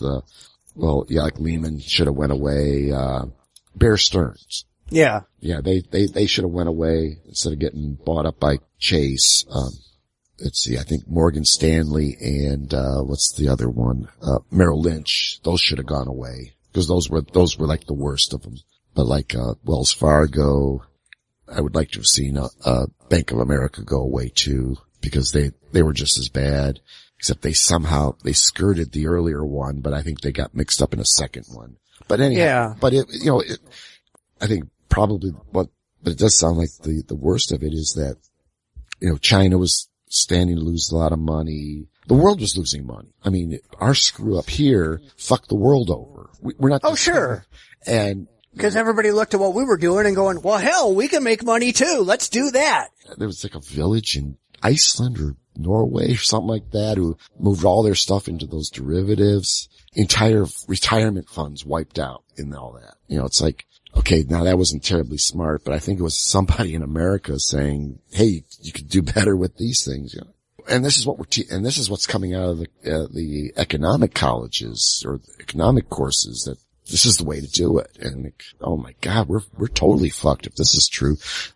Yeah. Well, I mean, it's like if you even go back to like the .com bubble where everybody was, and this is again Clinton doing his bullshit, trying to look good. But, everybody was just going, oh, let's invest in all these .com companies that they don't even have a fucking website. They have a promise. They've never even made a product. And I was just going, are you out of your goddamn mind? Do you understand how stupid that is? And I had a nice diversified portfolio. And so when everything came crumbling down, as we all knew it would, all these people lost everything because they were just stupid. And the government was, of course, there going, oh, that's okay. We'll take care of you. No, you should be punished for stupid. You should not be rewarded. Yeah, that's, that was just so blatantly obvious. I mean, the .com bust was just, it just screamed. This is a failure. And it's a fantasy. It's like religion. It's a complete fantasy. Yeah, except, I think you could still buy a book to go with your religion. In .coms, there was nothing. It was just. Yeah, that's true. There was like and I feel sorry for a buddy of mine. I tried to, did I tell you the story about my buddy who, he lost all his money. There was the Y2K. He had all his money invested and stuff like that. And he decided he was going to take all his money out, convert it to gold, run to Mexico, yeah, that'll work. And waited for Y2K to wipe everything out. And I go, oh dude, Y2K is it's a lot of bullshit. It's all bullshit. The stuff I've been hearing, other than maybe, a couple systems might act weird, but nuclear reactors are not going to go thermal. The airplanes are not going to fall out of the air. All the nukes won't launch. It's okay. Well, he did that. He took all that money. December, he drives down to Mexico. He has a ranch down there. He's like a dual citizenship thing. Stayed down there. January 1st, nothing happened. Came back to the States, converted that gold back into .com stocks. Oh, that was bad. Hey, having the gold isn't bad considering the price of gold increased in the last 14 years. That's not bad. But, right. Yeah, don't turn it into shitty paper. Right. And that's what he did. And I'm again, it's like, oh, dude. I told him not to mess with .coms. There's nothing there. It's smoke and mirrors. I invested in a few, but they were actual real companies like Amazon. Yeah. It wasn't like I was BobJones.com or whatever. Right. I want to see assets. That's a company has to have I want to see profits. I don't care about assets. I care about profits. I want to see you producing something and actually making money doing it. Well, I'd like to think that if there's an asset, you can make money and then you're going to get profits. But a lot of these .coms didn't even have an asset. Maybe maybe a desktop computer and some code. Granted, I understand code costs money, but code is code. Until you can do something with it and get enough people to buy that code or, where you can license it or sell it, nothing's going to happen.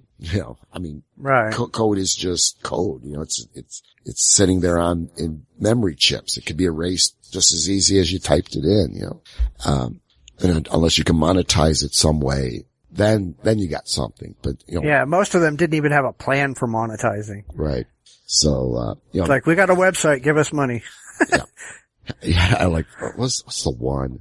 Was it, I think it was a Futurama where they were, was it that Kidnapster, or it was, Napster or something like that, where you could download a person onto a robot. And then they come in, oh, you're here to buy some stock. There's a roll of it on the wall. It's like a toilet paper roll. You just roll off as much stock as you want, right off a toilet paper roll. Yeah, throw your money in the toilet. Yeah. But, well, anyway, we've been completely off topic on this. Exactly. So anyway, let me get to my second point because we're going to go really long otherwise.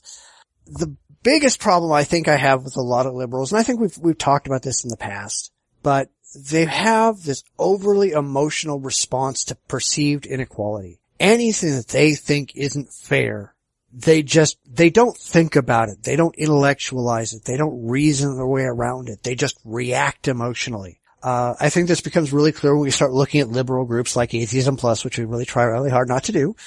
But they think that some kind of ridiculous social justice has to be maintained at every turn. But it's not even social justice most of the time. It's not equality. It's usually revenge in the form of radical feminism, anti-white racism, anti-male discrimination, etc. You know, they're not interested in egalitarianism, having everybody be equal.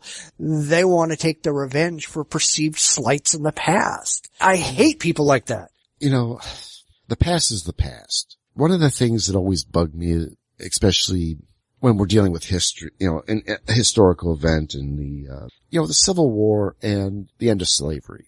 And I had family that on both sides, there was a bunch from Maryland, there's a bunch from Illinois, Pennsylvania, that type of thing. Fought on both sides in the Civil War. And when I started hearing this stuff about reparations for blacks, and I'm like, what? I mean, it was like, first it was like, yeah, it was a what? Okay. And it's like, well, the blacks had their labor stolen from them. They should be remunerated. Cool. Then the ones who actually had that happen, they can have money. Oh wait, they're dead? Okay. Yeah. And I'm like, well, wait a minute. What the fuck? You know, it's like, it's not even that. It's like, there were people in the United States who, I mean, they kept slaves. And then there were those who were opposed to it. There were people who grabbed their guns, ran to Kansas to fight against slavery. There were people who got up, grabbed their guns, went down to volunteer when, the South, seceded and fired on Fort Sumter. Now, whether or not they were really there to end slavery or they were there as patriots, and both sides. But you know what?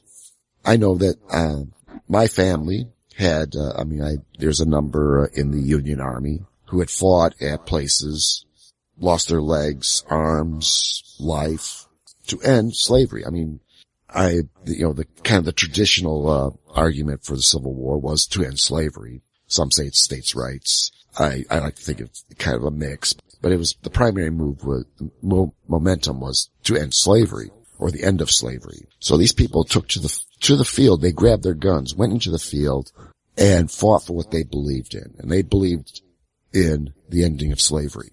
So a lot of white people went into the field to do this. Now, the politicians at the time, with the country divided, the North, even then it was still divided over whether to grant freedom to the slaves.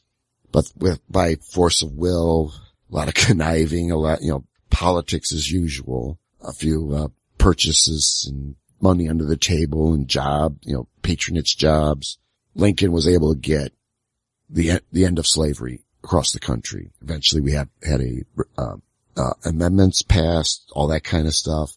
It's over, it's done. So now, of course, over the years, yes, the South was not terribly nice to blacks, ex-slaves.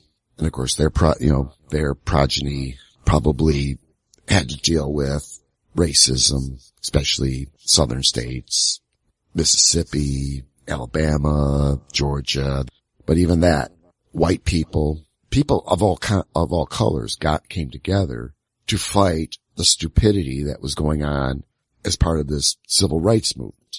I mean, it wasn't just Martin Luther King standing there. There were white people also standing there. I'm willing to bet you that the majority of people who were standing there were actually white because they did make up the majority of the country. Yeah. But they don't want to talk about that part. Well, yeah. So this idea that white people are evil, white men are evil, anything like that. Anytime they pull that stuff, first of all, I mean, that's like saying,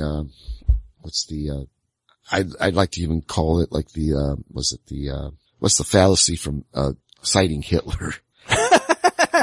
Argumentum ad Hitlerum. Yeah, there's one where Godwin. Well, that's Godwin. Godwin's law.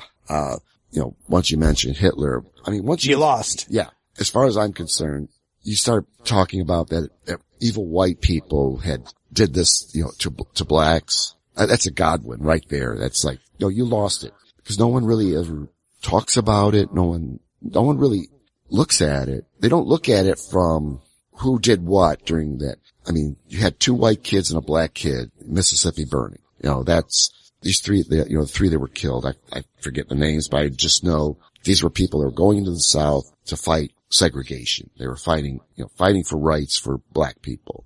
I know my parents were like that. I mean, my parents stood up, against racist assholes.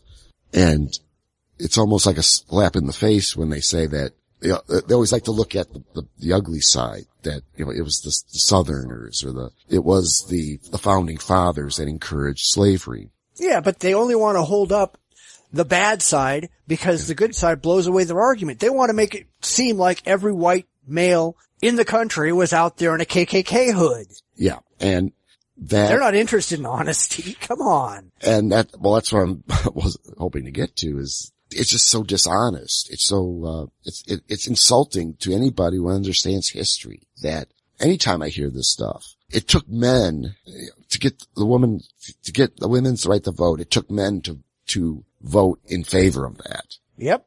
There were men who had crossed the line, had crossed over, took a stand and says, we need to give women the right to vote. And yes, you could probably say, the suffragettes, all that, the protests, but it sounds like they made a very strong case and these guys said, you're right. Yeah, I mean, when you think about it, you're absolutely right. Not one goddamn woman in women's suffrage ever voted for the right for women to vote. Not one, because they couldn't vote. The men are what made it happen. But of course, these people hate men and they hate white people and it's all revenge based. That's really what it is. Yeah. We were talking about the whole, reparations for blacks. Well, my question is, what the fuck did you people ever do to earn reparations? Reparations for what? Or the people who want to give reparations to American Indians. Reparations for what? What do you people who are living today, who have your hand out for the money, what the fuck did you ever do besides waking up this morning to earn any of this money? You didn't do anything. If we're going to give reparations, it's got to be the people who are dead. But they don't need the reparations, do they? Right.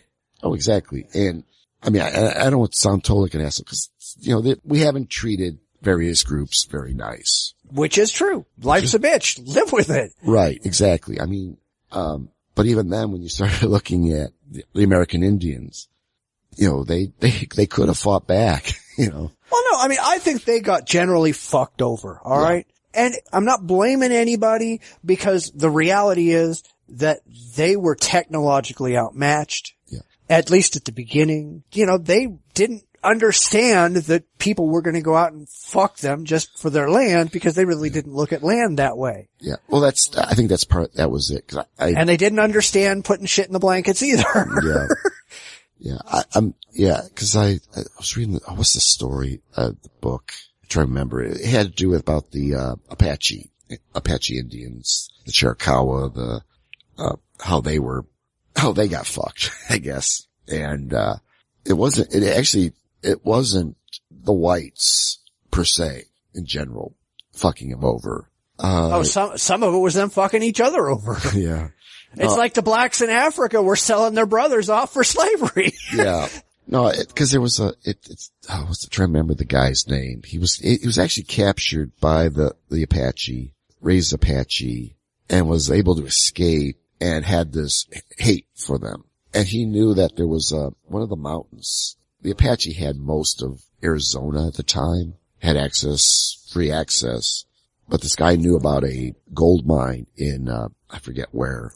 And he started telling everybody there's gold in those hills. And, once he started doing that, everybody started converging on, Arizona and basically started running into Apache and basically started a war because they wanted to get the gold out of the mountain. They didn't care about anything else. And, pretty much that's what fucked them over.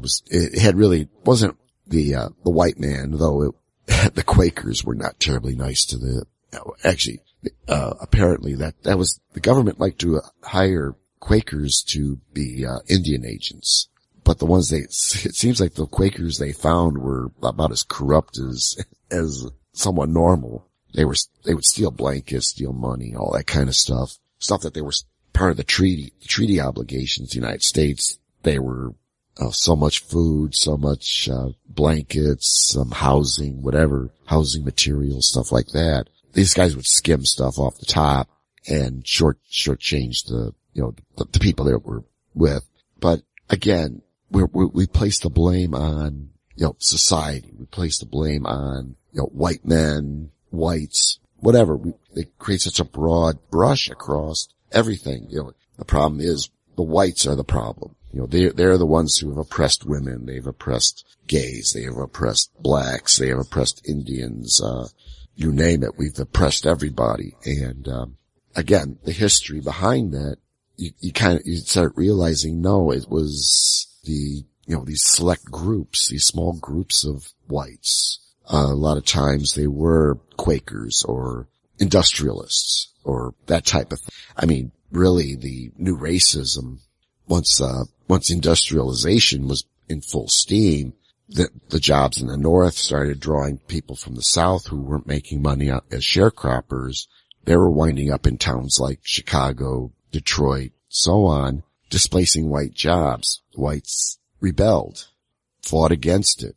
A lot of times the unions were formed just to keep the blacks out. But it was it's more intricate than painting this big picture of, it's the whites, it's the rich whites or the WASPs, the white Anglo-Saxon Protestants that are responsible. No, it's not that broad of a subject. And I see it all the time when, especially when you get the feminists or some of the, like the Jesse Jacksons and, Rainbow Push, those Sharpton guys. and his Sharpton. dumbasses. Yeah. Who are the biggest racists out there. Right. Because it's all white people. White men, white people are the problem. And it irks me. And that's why I don't like watching, Sharp. I never watch anything he does. He's just a dick. Yeah.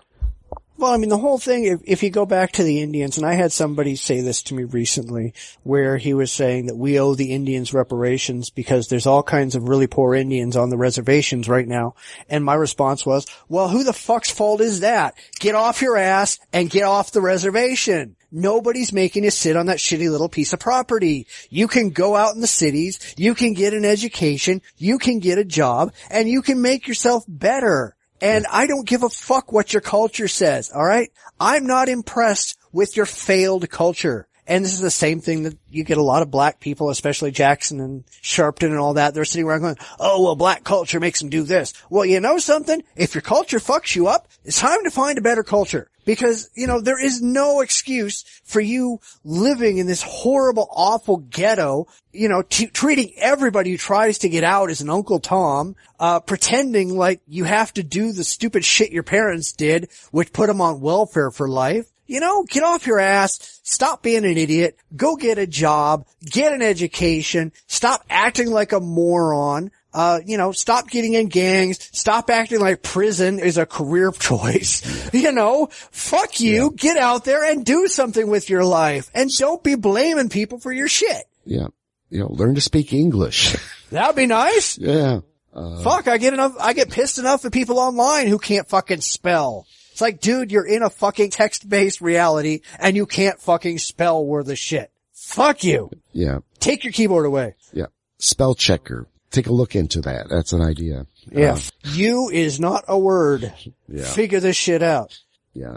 But yeah, you have to be responsible for yourself. I mean, that's a bad word for liberals. Responsibility. Holy shit. Yeah. I know that's a 4-letter word in liberalese, but, you have to take responsibility for yourself, for your actions, for your life. You can't, I mean, if you want to live your life getting handouts, by all means. You. Fuck, no, fuck you.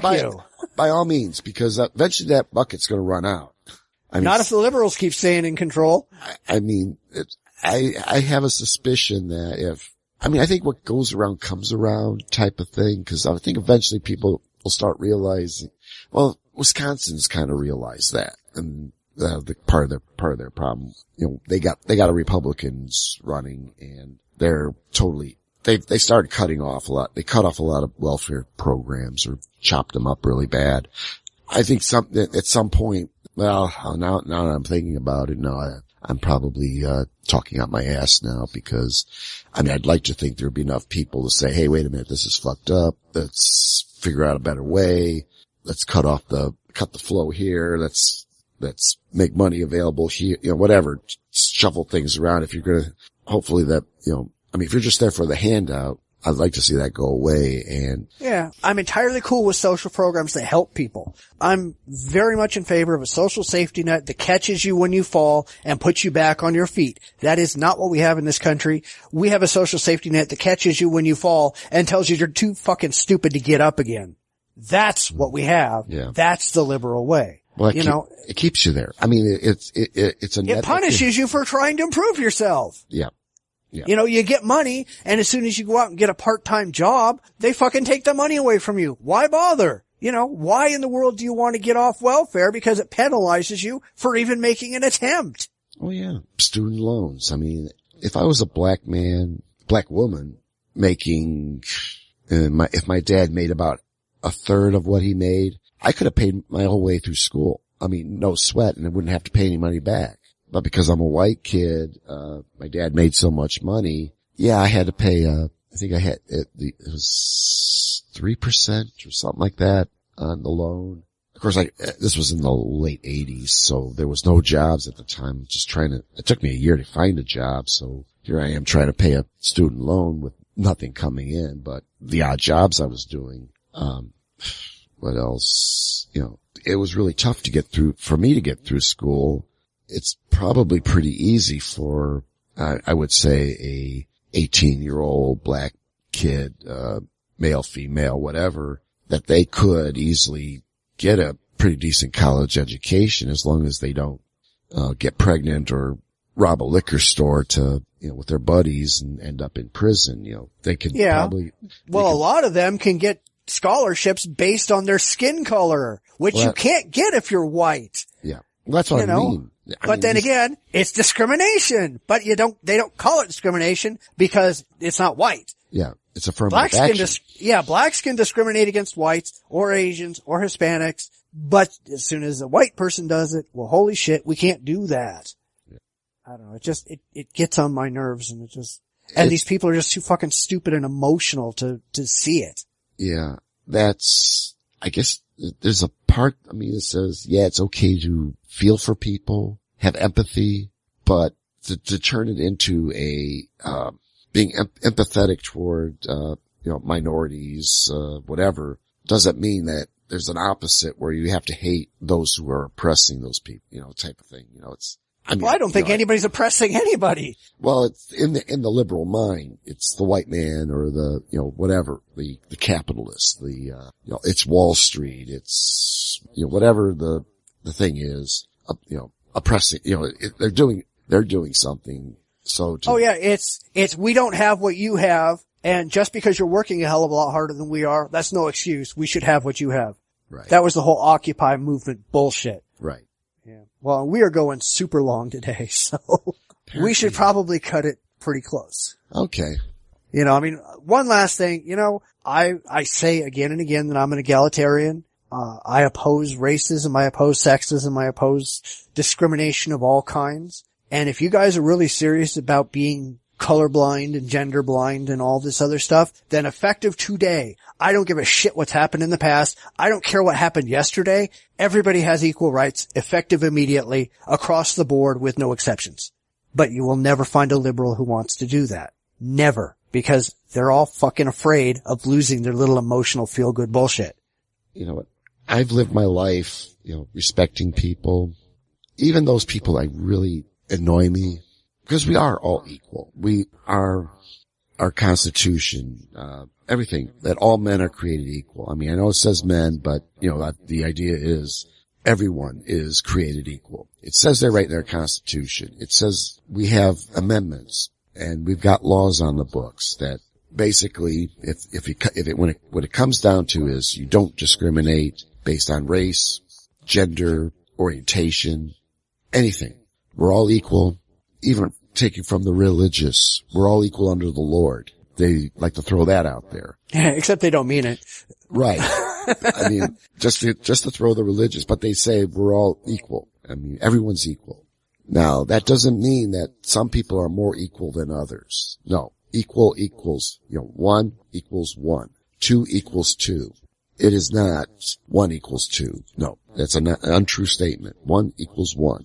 So, I'm just as equal as a Rebecca Watson.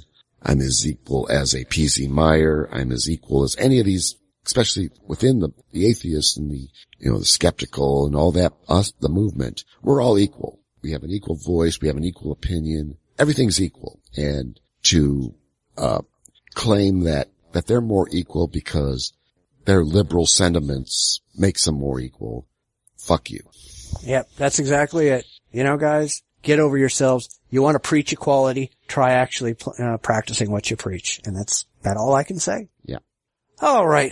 Well, that's all there is for this week. We hope you enjoyed the show. As always, you can find us all over the internet, from Facebook, Google+, Twitter, and of course our very own website, where we have links to each and every of the news stories we cover. You can find us on iTunes and Stitcher Radio. Make sure you give us a good review and tell your friends about us. We'll be back in another week, so stay tuned. And until then, take care. Good night, everyone. You've been listening to the Bitchspot Report podcast with your hosts, Cephas and Mike.